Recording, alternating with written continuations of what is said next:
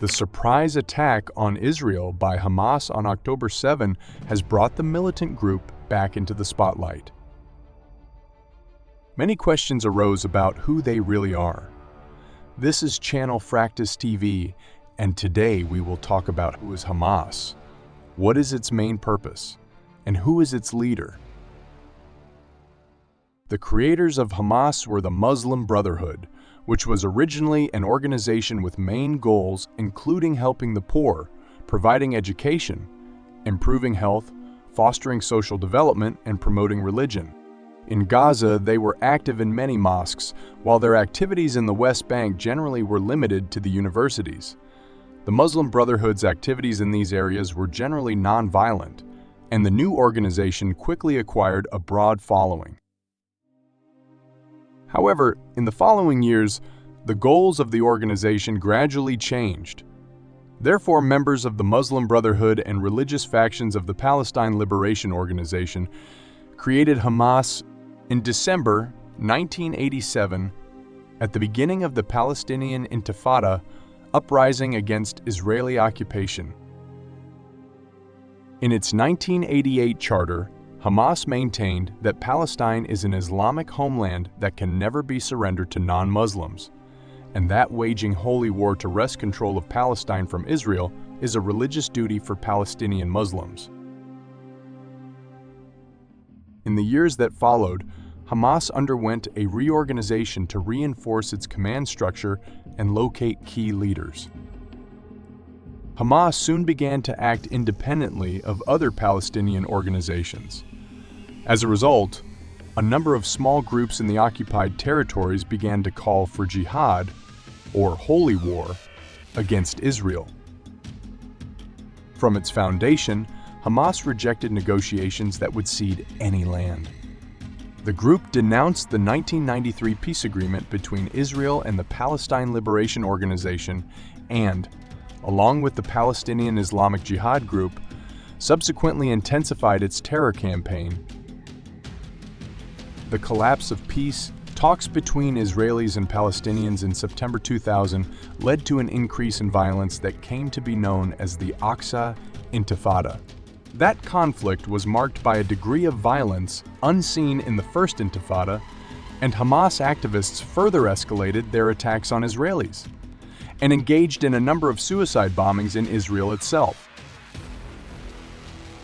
In the 2006 elections for the Palestinian Legislative Council, Hamas won a surprise victory over Fatah. Clashes between Hamas and Fatah forces in the Gaza Strip intensified, however, prompting Abbas to dissolve the Hamas-led government and declare a state of emergency in June 2007. Hamas was left in control of the Gaza Strip, while a Fatah-led emergency cabinet had control of the West Bank.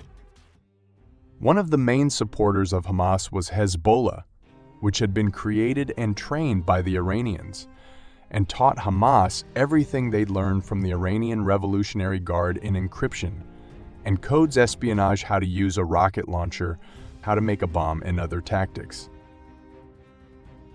The Gaza Strip and Israel have been in conflict since the Israeli withdrawal from Gaza in 2005.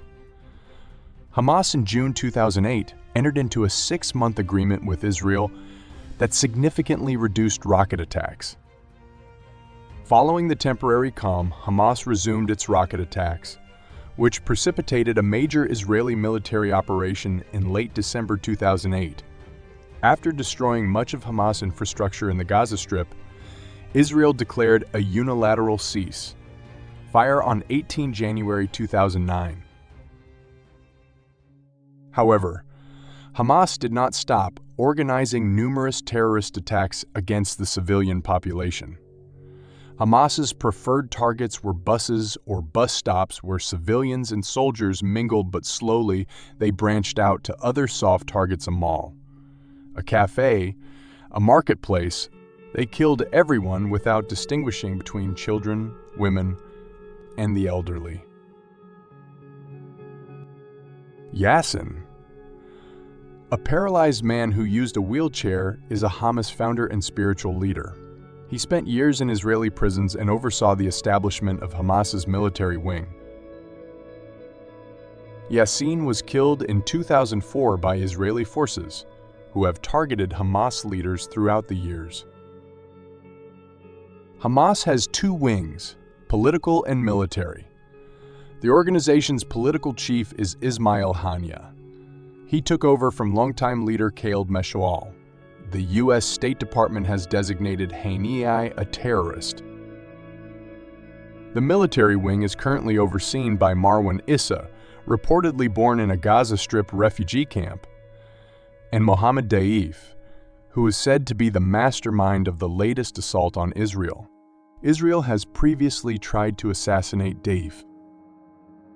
In an interview with NPR, Ali Baraka, a senior Hamas official, said the Octaq-7 attack came in response to Israeli crimes against the Palestinian people in Jerusalem and the West Bank and to break the blockade on the Gaza Strip. He said it was also meant to free thousands of Palestinian prisoners in Israeli jails. How does Hamas get its funding and weapons? Iran reportedly supplies $100 million in financial and military support annually.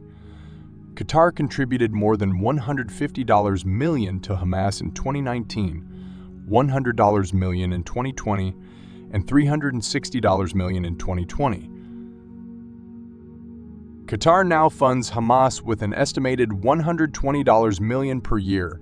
It claims to support the Gaza government. Turkey, Malaysia, Algeria, and Kuwait also provide financial, military, diplomatic, and political support to Hamas.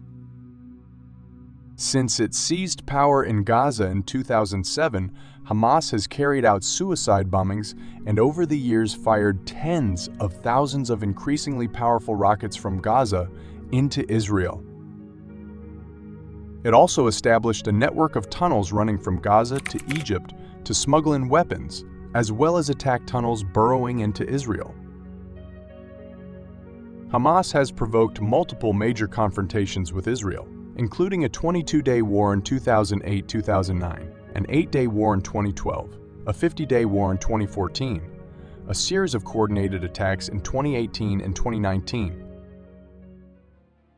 In October 7, 2023, some 2,500 Palestinians attacked civilian communities and Israel Defense Forces military bases near the Gaza Strip.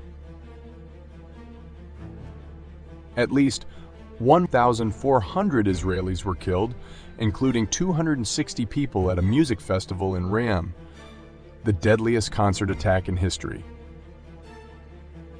Unarmed civilian hostages and captured Israeli soldiers were taken to the Gaza Strip, including women and children. Hamas's 2023 attack represents the most lethal terrorist attack in Israel's history. We hope that the parties will soon agree on a ceasefire and try to solve the problem peacefully. Thank you for your attention. Please like the video and subscribe to our channel.